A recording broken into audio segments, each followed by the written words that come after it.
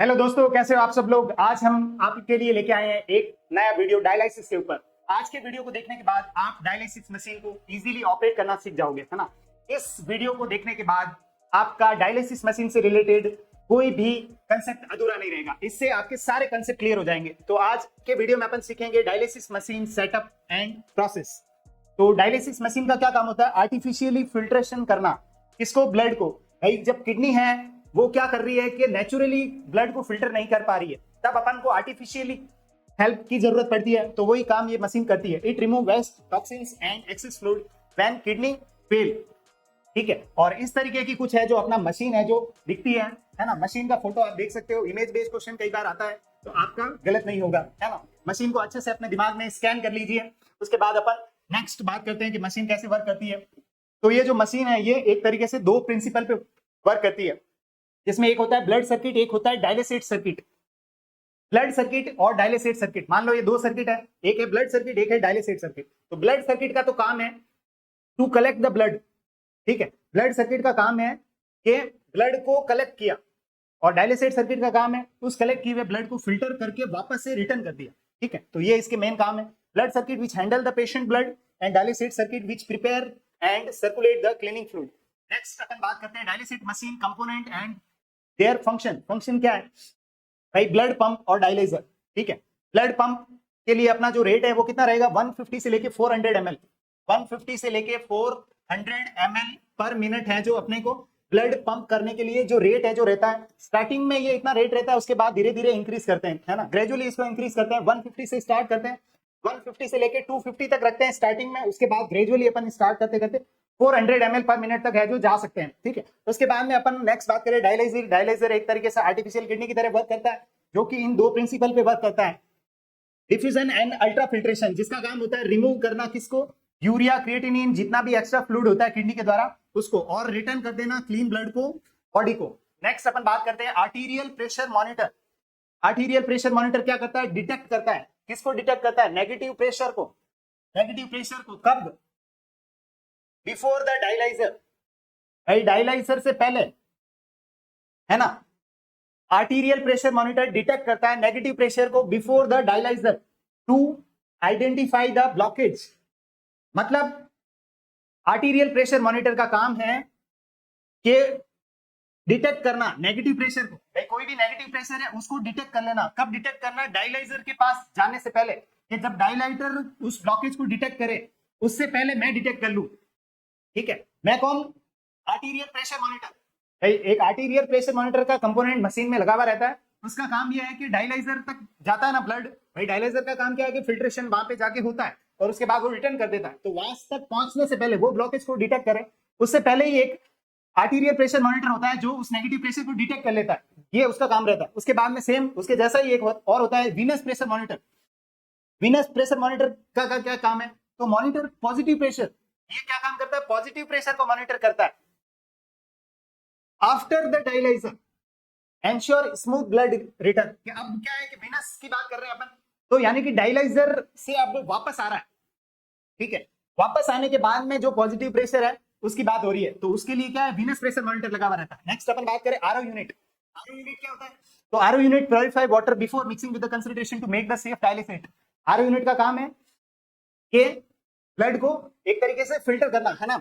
मतलब purify water before mixing with concentration to make the safe dialysate. ठीक है। भाई उसको साथ साथ में वो वाटर है जो ऐड करता रहता है उसको सेफ बनाने के लिए। सेम चीज हेपेरिन पंप भी इसी तरीके से वर्क करता है। हेपेरिन पंप क्या होता है? Inject small controlled doses of the heparin to prevent the formation during the dialysis. Heparin की बात करें, हेपेरिन क्या होता है? एक टाइप का एंटीकोगुलेंट होता है। एंटीकोगुलेंट का मतलब हेपेरिन एक टाइप का सब्सटेंस है जो कि खून को पतला करने के लिए है। भाई अपन क्या कर रहे हैं? एक तरफ बॉडी है, एक तरफ डायलिसिस मशीन है। बॉडी में से सारा ब्लड निकाल निकाल के मशीन में जा रहा है एक तरीके से। तो वो अगर मशीन में जाके ब्लड सूख गया तो, है ना, तो अपन वो क्लॉटिंग से प्रिवेंट करने के लिए, उसको क्लॉटिंग से प्रिवेंट करने के लिए अपन क्या करते हैं? हेपेरिन देते हैं, इंजेक्ट करते हैं स्मॉल अमाउंट में, जो कि खून को पतला होने से पतला करता है, मतलब क्लॉटिंग से रोकता है। ठीक है। नेक्स्ट कंडक्टिविटी सेंसर, जो क्या करता है, ensure correct dialysis concentration and electrolyte imbalance, ठीक है, ज्यादा इलेक्ट्रोलाइट इंबैलेंस नहीं हो जाए उसके लिए एक कंडक्टिविटी सेंसर लगा हुआ रहता है। उसके बाद नेक्स्ट बात करें टेम्परेचर सेंसर।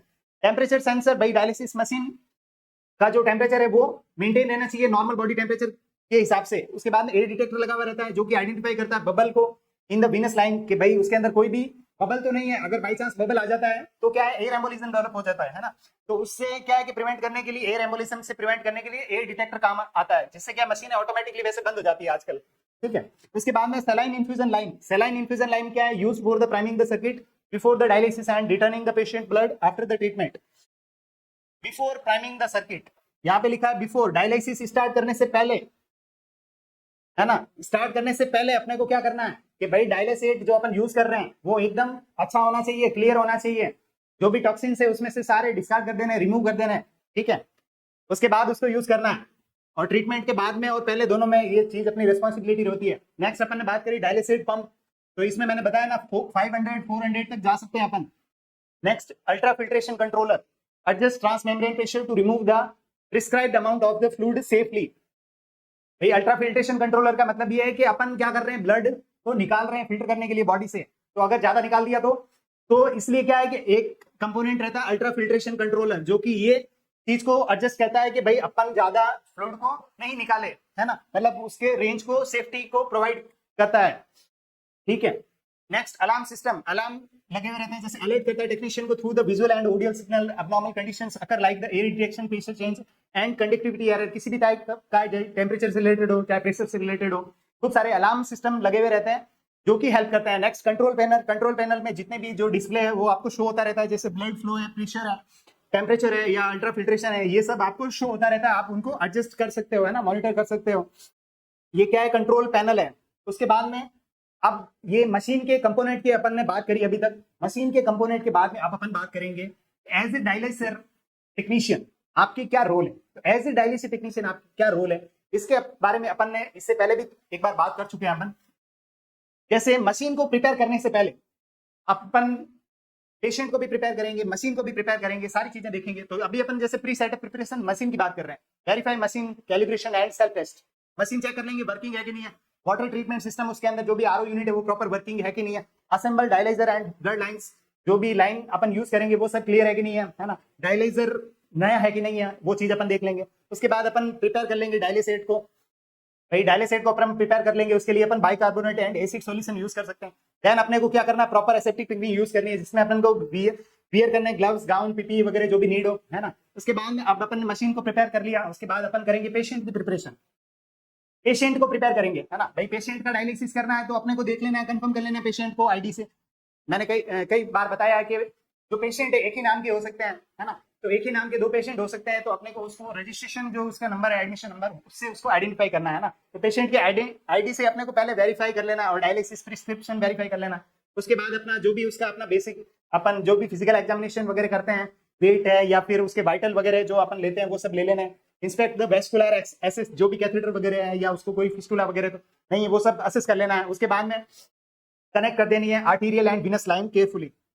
और नेक्स्ट बात करें अपन dialysis process during the treatment. During the treatment आप क्या करोगे, ये फ्लो रेट मैंने आपको बता रखा है, ये ब्लड पंप का है और ये डायलिसेट का फ्लो रेट है, ये आपको ध्यान रखना है। उसके बाद अपन मॉनिटर करेंगे, क्या ब्लड प्रेशर को मॉनिटर करेंगे, arterial Venus pressure, conductivity, temperature, ये सारी चीजें को अपन मॉनिटर है जो करते रहते हैं, ठीक है। उसके बाद में अपन नेक्स्ट बात करें और क्या चीज अपन को ध्यान रखनी है, तो अपन क्या करते हैं, हेपेरिन उसको चलाते हैं। तो हेपेरिन का जो भी है अपन को मॉनिटर करते रहना है कि भाई ज्यादा हेपेरिन अपन नहीं दे दे, अगर ज्यादा दे दिया तो खून एकदम ज्यादा पतला हो जाएगा, है ना। तो वो भी चीज अपने को ध्यान रखनी है कि हेपेरिन का क्या काम है, एंटीकोगुलेंट है, तो इसको अपन को एडजस्ट करना है, उसके हिसाब से जितना प्रिस्क्राइब है उतना देना है। उसके बाद में पोस्ट डायलिसिस स्टेप्स की बात करें तो डायलिसिस के बाद में अपने क्या करना है, जो भी return blood to the patient with the saline, patient को जो भी उसके अंदर जो कुछ ब्लड है जो बच गया है तो उस बचे हुए ब्लड को भी अपने को प्रॉपर्ली फिल्टर करके पेशेंट को दे देना है। और क्या करना है, साथ में बाद में अपन को नॉर्मल सलाइन है जो उसको दे देना है। उसके बाद में stop the pump and clamp the all the line को क्लैम्प कर देना, जितनी भी लाइन है सारी बाद में, और डिस्कनेक्ट कर देना पेशेंट को सेफली।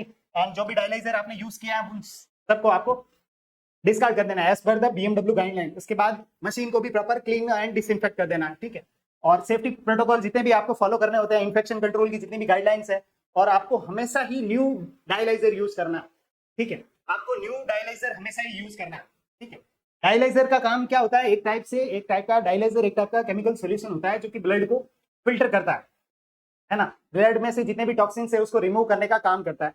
तो कुछ ऐसे पेशेंट है जैसे HIV है या फिर हेपेटाइटिस है, भाई अगर अपन एक डायलाइजर मशीन को अपन ऑपरेट कर रहे हैं, उसके अंदर एक डायलेसेट है, तो अगर अपन वो सेम डायलेसेट ऐसे पेशेंट के लिए यूज कर रहे हैं भाई जिसको HIV था, मान लो किसी पेशेंट को HIV है, उसको अपन ने डायलाइसिस करवाया HIV वाले पेशेंट को, उसके बाद में एक नॉर्मल पेशेंट जिसको कि HIV नहीं है, अपन ने वो डायलेसेट उस पेशेंट में यूज कर लिया, तो अब क्या होगा कि वो HIV का वायरस उसके थ्रू ट्रांसमिट हो सकता है, क्योंकि मशीन में क्या लगा हुआ है, डायलेसेट। भाई बॉडी से ब्लड आया, ब्लड पंप के द्वारा डायलेसेट में गया, डायलेसेट से जितने भी टॉक्सिन्स वगैरह रिमूव करके वापस से बॉडी में रिटर्न हो गया। अब उस डायलेसेट के साथ साथ में HIV वायरस भी गिफ्ट मिल गया, है ना। तो ये चीज अपने को रेस्पॉन्सिबिलिटी होती है कि हमेशा ही जब ऐसे कोई पेशेंट आते हैं तो अपने को न्यू डायलाइजर यूज करना है, किसके लिए, HIV पॉजिटिव पेशेंट के लिए, ठीक है। उसके बाद में नेक्स्ट अपना क्या है, check for the air leak alarm temperature before starting. भाई स्टार्ट करने से पहले अपने को देख लेना है कोई भी लीकेज वगैरह तो नहीं है, नहीं तो एयर एम्बोलिज्म का चांस है, अलार्म वगैरह वर्किंग वगैरह है कि नहीं, ये सब देख लेना है। उसके बाद आप इसको रिकॉर्ड कर लोगे जितने भी पैरामीटर्स है सबको, ठीक है। तो वीडियो को पूरा देखने के लिए थैंक यू सो मच।